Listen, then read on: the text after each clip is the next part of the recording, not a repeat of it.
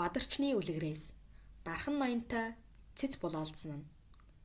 Баада их замд орж явсаар үдийн халуун болоход ихэд ядарсан тул замын хажууд түүдэг гал ноцоогоод хувь хар тогоондоо ус дүүргэн цай буцалгаж суутал.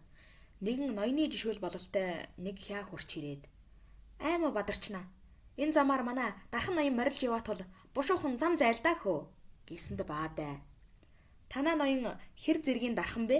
гэж асуусанд нөгөө хяа уур нь хүрсэн бололтой.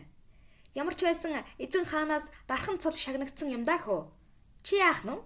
гэсэнд Баада "Танаа ноён тийм дөрвөн дархан юм бол түүгээр чинь энэ муу хар тоогоогоо хадуулъя да" гэсэнд хяа уурлан "Муу тэнэг минь олон үг донгослгүй зам зайл."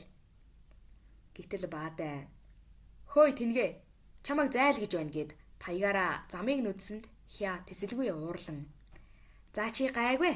Ингээд л новширч бай. Ноён айлтгаад толгойг чинь ахуулна да" гэд буцан хараалгасанд Баада "Хөөе, танаа тэр ноён чинь толгойгүй юм уу?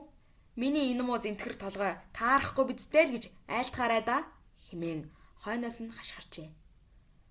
Удсангүй ноёнтон бараа бологчоо дагуулan хурч ирэхэд Баадай зам дээр хөндлөн голд суугаад том хар аягандаа цай дүүргэн суусанд ноёнтон гайхан хараад "Үүний аягыг хараач та нар, худаг шиг юмгээч" гэж доромжлон хэлсэнд Баадай "Энэ ноёны худаг нь миний аяг шиг байгаа юм чинь адуу нь зурм шиг амтан байдаг байх та" гэжээ.